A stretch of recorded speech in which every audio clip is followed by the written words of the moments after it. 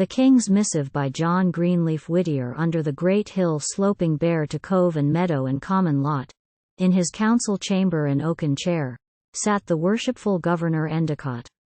A grave, strong man, who knew no peer in the pilgrim land, where he ruled in fear of God, not man, and for good or ill held his trust with an iron will.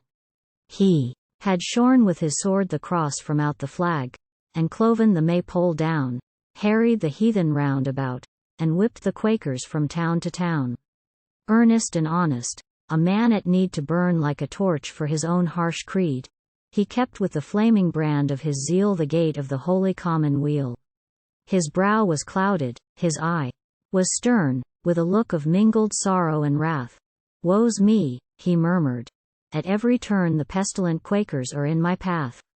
Some we have scourged, and banished some hanged, more doomed, and still they come, fast as the tide of yon bay sets in, sowing their heresy's seed of sin. Did we count on this? Did we leave behind the graves of our kin, the comfort and ease of our English hearths and homes, to find troublers of Israel such as these? Shall I spare? Shall I pity them? God forbid. I will do as the prophet to Agag did. They come to poison the wells of the word. I will hew them in pieces before the Lord."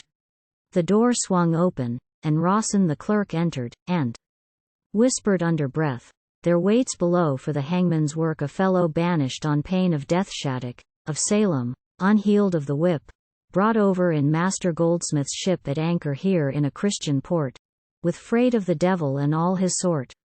Twice and thrice on the chamber floor striding fiercely from wall to wall, the Lord do so to me and more," the governor cried, "if I hang not all.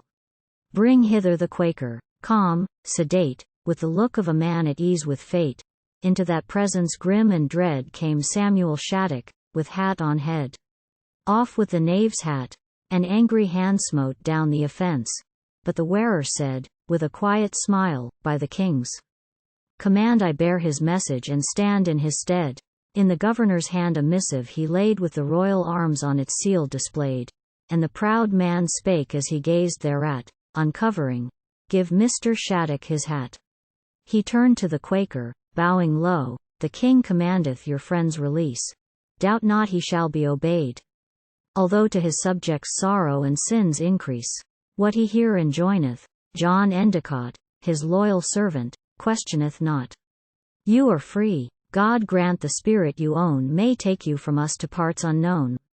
So the door of the jail was open cast, and, like Daniel, out of the lion's den tender youth and girlhood passed, with age bowed women and grey-locked men, and the voice of one appointed to die was lifted in praise and thanks on high, and the little maid from New Netherlands kissed, in her joy, the doomed man's hands. And one, whose call was to minister to the souls in prison, beside him went, an ancient woman, bearing with her the linen shroud for his burial meant. For she, not counting her own life dear, in the strength of a love that cast out fear, had watched and served where her brethren died, like those who waited the cross beside.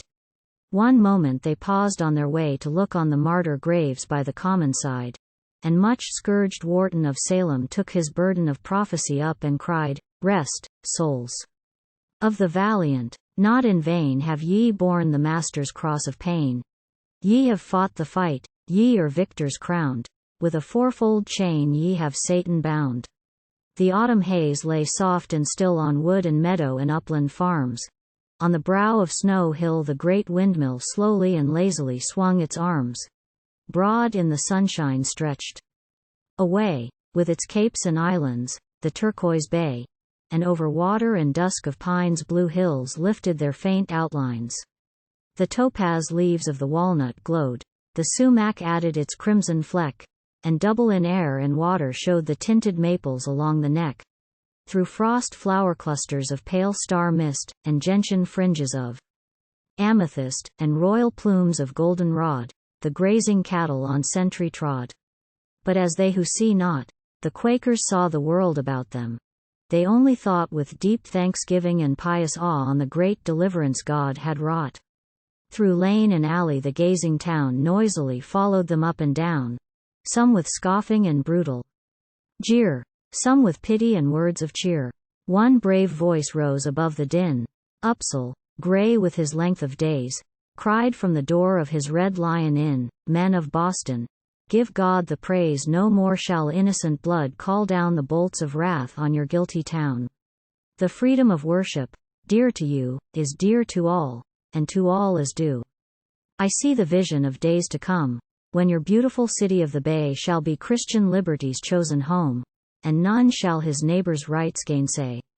The varying notes of worship shall blend and as one great prayer to God ascend, and hands of mutual charity raise walls of salvation and gates of praise."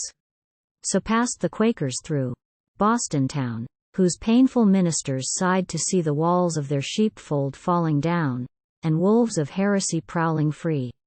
But the years went on, and brought no wrong. With milder counsels the state grew strong, as outward letter and inward light kept the balance of truth aright. The Puritan spirit perishing not, to Concord's yeomen the signal sent, and spake in the voice of the cannon shot that severed the chains of a continent. With its gentler mission of peace and good will the thought of the Quaker is living still, and the freedom of soul he prophesied is gospel and law where the martyrs died.